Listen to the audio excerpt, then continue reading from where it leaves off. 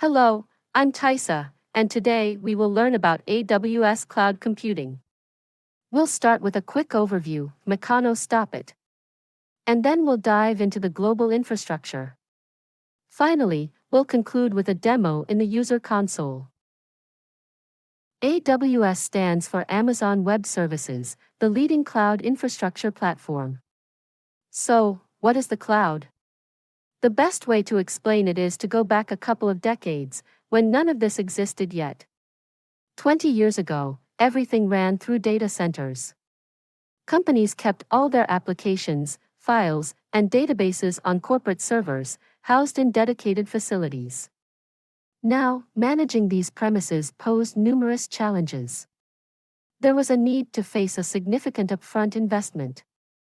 An outlay of tens of thousands or even millions of euros had to be made, even before seeing any returns. Provisioning had to be planned well in advance. In other words, at the beginning of the year, we had to start planning how many servers we might need for the holidays. Often, conditions changed so rapidly that it was impossible to make such predictions far enough in advance. Technological platforms had to deal with spikes in usage that could render systems completely unavailable.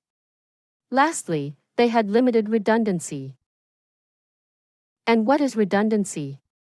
Let's assume we have a company that has all its infrastructure replicated in 3 data centers. If, for some reason, all of them became inaccessible, the company would face a scenario of total unavailability. Redundancy is the ability of a system to have its resources replicated across multiple servers simultaneously, so that if one of them fails to respond, the remaining ones can handle the entire workload. In an attempt to address these issues, Amazon Web Services was created. It's a network of global infrastructure where large and small companies can deploy their resources without the need for significant upfront investments, through pay-as-you-go. There's no need to forecast how many servers we will need in the coming months, or to handle an unexpected spike in requests. And with nearly limitless redundancy, as there are multiple deployment nodes within each of the over 30 global regions. And what is inside an AWS region? Let's break it down. To understand it, let's take the Northern California region as an example. If we examine it closely, we'll see that it consists of multiple availability zones. An availability zone is simply a cluster of data centers. And each data center can contain hundreds or even thousands of different servers. We can say, then, that AWS regions are somewhat similar to a set of Russian dolls, where one region includes multiple availability zones, and where each zone, in turn, contains dozens or even hundreds of data centers. From our perspective, as users, these data centers are out of sight. When we need to deploy a resource in the cloud, we'll have to choose a couple of things. In which region we want to host it, and in which of its availability zones. And these resources can be virtual servers, databases, storage volumes, or any of the over 100 services available in the user console. Alright, Meccano, stand down. One question. How do we choose in which region we want to begin deploying our infrastructure? For instance, if I want to launch a virtual machine. Good question, Mark. The best way to answer is by starting to explore the user console. Let's do a quick demo and, in the meantime, let's take a look at some of the most commonly used services. This is the main page of the user console, from where we can manage and admin all AWS services. For instance, if we click here on the Services button, we can see the complete list organized by categories. We can choose from over 100 different services, but today we'll focus on the main ones: computing, storage, and database. For example, in the computing category, we find access to EC2, where we can launch a virtual server. Choosing from a wide offering of different instance types, detailing related hardware info, such as CPU and available memory. Another fundamental category is storage, with its flagship service being S3, which allows us to store static files such as PDFs, images, or log files. What makes S3 special compared to traditional storage is that its available space is endless. No matter how many gigabytes we need to use, there will always be space available. The third category we should consider is database. Today, we'll mention DynamoDB, which is a type of serverless database that allows us to store our user data without the need to maintain servers or any kind of storage volumes. But let's return to our user console. We have a search bar where we can look for different services, and if we click on this small star here, it will create and save a favorite that will appear in the top bar. Let's select the 3 basic services we've just mentioned. EC2,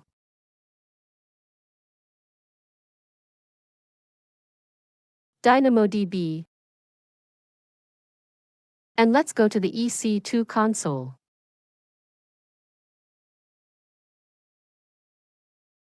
From here we can launch virtual servers running Linux, Windows, or any other operating system. And as we can see, we have a Linux server here that is already running. From here, we can configure it and also monitor various metrics collected during its execution.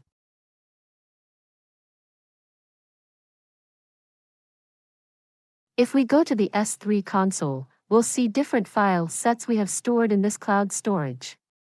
By default, in S3, files are organized into buckets, where we can create folders or store documents.